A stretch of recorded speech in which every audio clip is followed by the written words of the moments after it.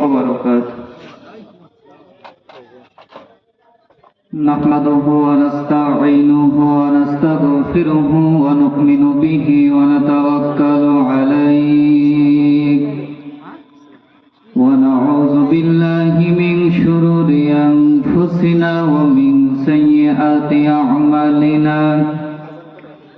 من يهدي الله فلا مضل له ومن يضلله فلا هادي له.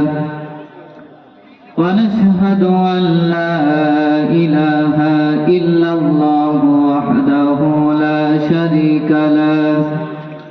ونشهد أن سيدنا وحبيبنا ومولانا محمدا عبده ورسوله الذي أرسله بالحق بشيرا ونذيرا وداعيا إلى الله بإذنه وسراجا منيرا. فقد قال الله تعالى في كلامه المجيد وفي الفرقانه الحميد: أعوذ بالله من الشيطان الرجيم. بسم الله الرحمن الرحيم. والذين هاجروا وجاهدوا في سبيل الله بأموالهم وأنفسهم أعظم درجة عند الله وأولئك هم الفائزون. وقال النبي صلى الله عليه وسلم عن أبي ذر رضي الله تعالى عنه قال: قال النبي صلى الله عليه وسلم: أي الأعمال أفضل؟ ولا الإيمان بالله والجهاد في سبيل الله. رواه البخاري. إن الله وملائكته يصلون على النبي يا أيها الذين آمنوا صلوا عليه وسلموا تسليما. اللهم صل على سيدنا مولانا محمد وعلى آل سيدنا مولانا মুহাম্মদ। আমার একটা স্বপ্ন পূরণ করো ও দয়াময়, তোমার পথে চলতে গিয়ে মরণ যেন হয় আমার, তোমার গান গাইতে গিয়ে না পাই যেন ভয়। আমার একটা স্বপ্ন পূরণ করো ও দয়াময়, তোমার পথে চলতে গিয়ে মরণ যেন হয় আমার, তোমার গান গাইতে গিয়ে না পাই যেন ভয়। আমি অটল যেন থাকতে পারি আল কোরআনের সাথে, ধৈর্য নিয়ে ডাকতে পারি দিন কায়েমের পথে।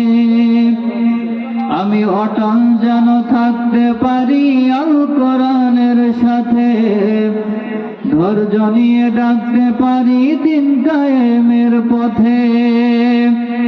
আমায় ধৈর্য দিও, সাহস দিও, ও গো দয়াময় তোমার পথে চলতে গিয়ে মরণ যেন হয় আমার, তোমারই গান গাইতে গিয়ে না পাই যেন ভয়।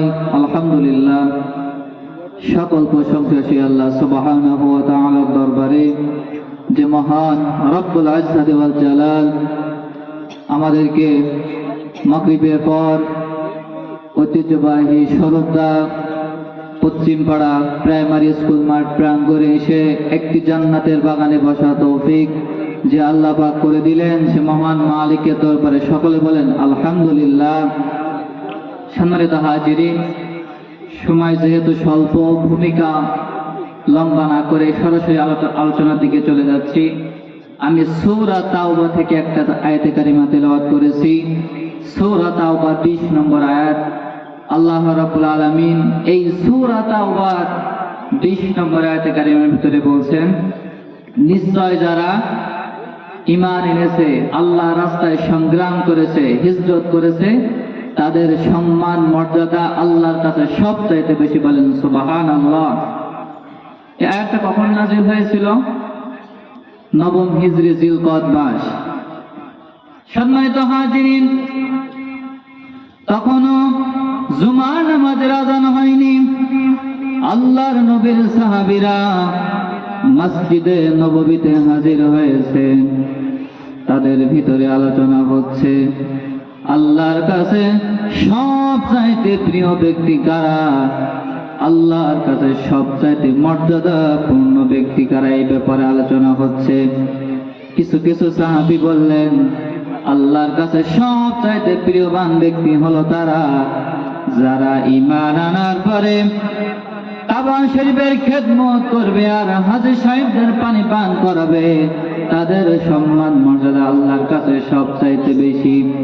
1 নম্বর গ্রুপ বলল, আর 2 নম্বর গ্রুপ বলল না না না, আল্লাহর কাছে সবচাইতে প্রিয় ব্যক্তি হলো তারা যারা ঈমান আনার পরে আল্লাহর রাস্তায় সংগ্রাম করবে, হিজরত করবে, জিহাদ করবে, তাদের সম্মান মর্যাদা আল্লাহর কাছে সবচাইতে বেশি। বলেন সুবহানাল্লাহ। 2টা গ্রুপ তৈরি হয়ে গেল। হযরত ওমর রাদিয়াল্লাহু তাআলা আনহু মসজিদ নববীতে গেলেন, সাহাবীদেরকে ধমক দিয়ে বললেন, আল্লাহর নবীর সাহাবীরা তোমরা মত পার্থক্য সৃষ্টি করো না।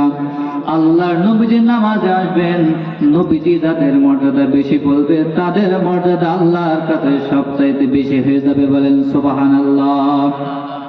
আল্লাহর নবীজি আমার মসজিদে নববীতে আসলেন, খুতবা দিলেন, নামাজ পড়ালেন, মিম্বারে বসে গেলেন। সাহাবায়ে কেরাম প্রশ্ন করলেন, ইয়া রাসূলুল্লাহ সাল্লাল্লাহু আলাইহি ওয়াসাল্লাম, আপনি বলেন আমাদের 2 গ্রুপের মধ্যে কাদের সম্মান মর্যাদা আল্লাহর কাছে সবচাইতে বেশি? আল্লাহর নবী আমার নিজে মন থেকে কোনো কথা বলতেন না। আল্লাহর নবী বলেন, ওমা ইয়াতিকু আনিল হাওয়া ইন হুয়া ইল্লা ওয়াহয়ুহা। নবীজি যদি নিজে কোনো মন গড়ো কোনো কথা যদি বলতেন, আল্লাহ রাব্বুল আলামিন বলেন আমি আমার নবীর ডান হাতকে চিপে ধরতাম এবং তার কণ্ঠ নালীকে আমি আল্লাহ পাক কেটে ফেলে দিতাম। আল্লাহর নবীজি আমার ওহীর অপেক্ষায় আছেন, এমন সময় জিবরাইল আমিন এই আয়াত নাযিল করে দিলেন।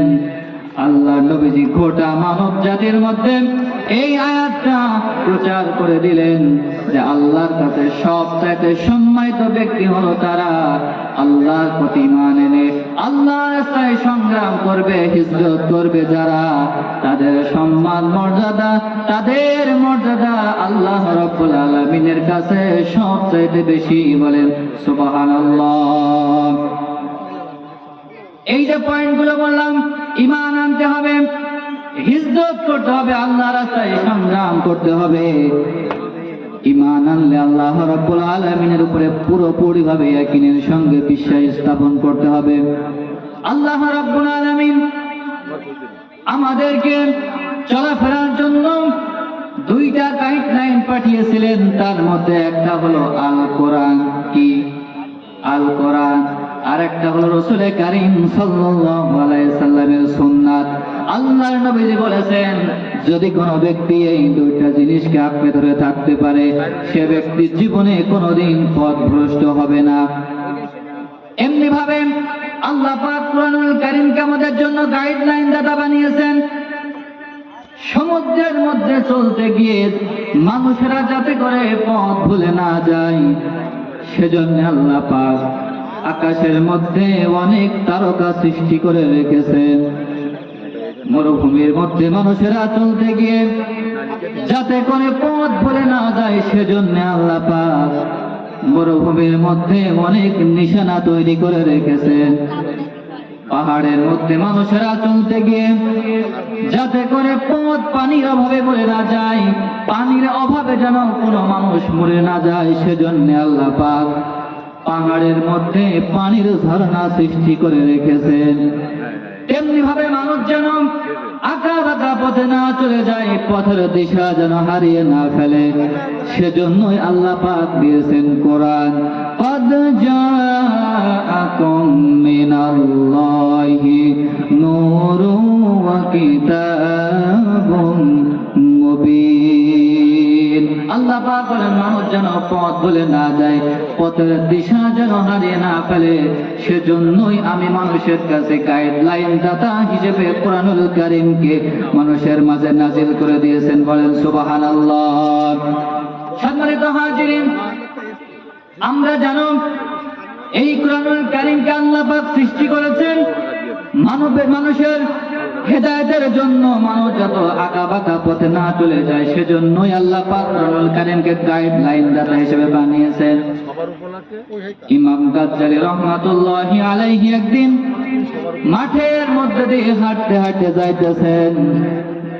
হঠাৎ এক গ্রাম্য লোক ইমাম গাজ্জালী রাহমাতুল্লাহি আলাইহি কে ডাকতে বলেন, হুজুর, আপনার কাছে আমার একটা প্রশ্ন, আপনার প্রশ্ন, আপনি আমাকে আমার এই প্রশ্নের জবাবটা দিবেন।